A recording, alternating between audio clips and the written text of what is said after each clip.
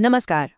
आज बात करते हैं दिल्ली सल्तनत के उसके आखिरी और शायद सबसे नाटकीय अध्याय की, मतलब लोधी वंश की। ये सिर्फ एक खानदान की कहानी नहीं है, ये कहानी है एक बहुत बड़ी सल्तनत के बिखरने की और एक नए एम्पायर के शुरू होने की। तो सवाल ये उठता है ना, कि आखिर 300 साल पुरानी सल्तनत का अंत हुआ तो हुआ कैसे? इसका जवाब वो हमें लोधी वंश की कहानी के अंदर ही मिलेगा। तो चलिए कहानी शुरू करते हैं साल 1451 से। ये एक ऐसा टर्निंग पॉइंट था जिसने दिल्ली सल्तनत का पूरा नक्शा ही बदल दिया। यही वो वक्त था जब लोधी दिल्ली के पहले अफगान शासक बनकर उभरे। अब देखिए, लोधियों का अफगान या पठान होना ये कोई छोटी मोटी बात नहीं थी। ये एक बहुत बहुत बड़ा शिफ्ट था। क्यों? क्योंकि इनसे पहले दिल्ली पर कौन राज कर रहा था? तुर्की शासक। तो ये जो एथनिक चेंज हुआ ना, इसने सल्तनत के पावर स्ट्रक्चर को, मतलब सत्ता के समीकरण को पूरी तरह से हिलाकर रख दिया। अब जो राज करने का तरीका था वो तुर्की नोबल्स वाला नहीं, बल्कि अफगान कबीलों के सरदारों वाला था। इस पूरी डायनेस्टी की कहानी असल में 3 मेन सुल्तानों के आसपास घूमती है। सबसे पहले आते हैं फाउंडर बहलोल लोधी, फिर उनके बाद सबसे ताकतवर शासक सिकंदर लोधी, और आखिर में इब्राहिम लोधी, जिनके दौर में ये पूरा वंश खत्म हो गया। तो बात करते हैं बहलोल लोधी की, इस वंश के फाउंडर की। वो एक सिंपल, इंसाफ पसंद और हिम्मत वाले शासक थे। और उनकी सबसे बड़ी ताकत क्या थी? वो अपने अफगान सरदारों को साथ लेकर चलते थे, उनसे सलाह मशवरा करते थे। इसी वजह से उन्हें जबरदस्त सपोर्ट मिला।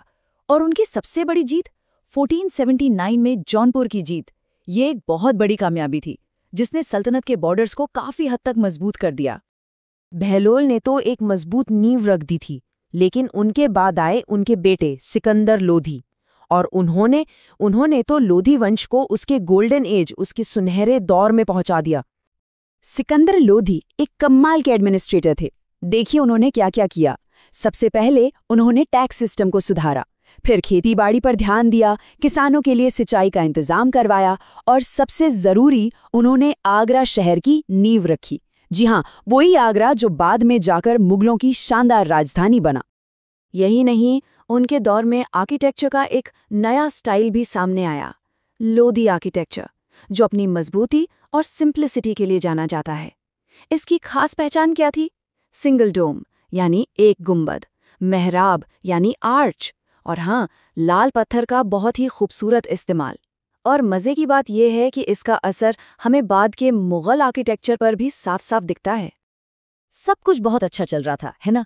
लेकिन हर कहानी में एक ट्विस्ट आता है। सिकंदर लोधी के बाद गद्दी पर बैठे उनके बेटे इब्राहिम लोधी, और बस यहीं से साम्राज्य के गिरने की, उसके पतन की कहानी शुरू हो जाती है। इब्राहिम लोधी का मिजाज जो था वो अपने अब्बा और दादा से एकदम अलग था। वो अपने ही अफगान सरदारों के साथ, मतलब जो उनकी असली ताकत थे, उन्हीं के साथ बड़ा सख्ती से पेश आते थे।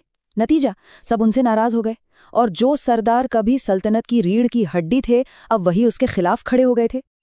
तो दिक्कतें क्या क्या थीं?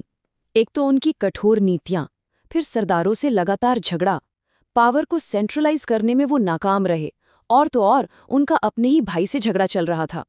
इन सब चीजों ने मिलके क्या किया? एक मजबूत एम्पायर को अंदर ही अंदर से खोखला कर दिया। और ये तो हम सब जानते हैं कि जब कोई साम्राज्य अंदर से कमजोर होता है ना, तो बाहर वालों को मौका मिल ही जाता है। और वो मौका आया पानीपत के मैदान में, एक ऐसी लड़ाई जिसने एक पूरे युग को खत्म कर दिया। अब देखिए, ये मुकाबला बराबर का नहीं था। एक तरफ थी इब्राहिम लोधी की बहुत ही बड़ी लेकिन पुरानी तरकीबों से लड़ने वाली सेना, और दूसरी तरफ बाबर की छोटी सी फौज, लेकिन उसके पास थी तोपें और लड़ाई की कहीं बेहतर स्ट्रैटेजी। साल था 1526, इंडियन हिस्ट्री का एक ऐसा साल जिसने सब कुछ बदल कर रख दिया। पानीपत की पहली लड़ाई, बाबर की बेहतर प्लानिंग और तोपों के सामने इब्राहिम लोधी की वो विशाल सेना टिक ही नहीं पाई। इब्राहिम लोधी मैदान में ही मारे गए, और उनके साथ ही लोधी वंश और 300 साल पुरानी दिल्ली सल्तनत दोनों का खात्मा हो गया। लेकिन क्या कहानी बस इस हार पर खत्म हो जाती है? नहीं, बिल्कुल नहीं। लोदी वंश अपने पीछे एक बहुत जरूरी विरासत, एक लेगेसी भी छोड़कर गया। उन्होंने अफगान गवर्नेंस सिस्टम को ऑर्गेनाइज किया, खेती के लिए नहरें और तालाब बनवाए जैसा सिकंदर लोदी ने किया था, दिल्ली और आगरा जैसे शहरों को डेवलप किया और आर्किटेक्चर में एक ऐसा स्टाइल शुरू किया जिसकी नींव पर मुगलों ने अपनी शानदार इमारतें खड़ी की।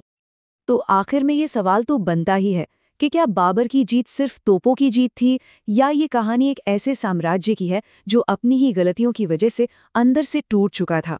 शायद सच इन दोनों के बीच में ही कहीं है।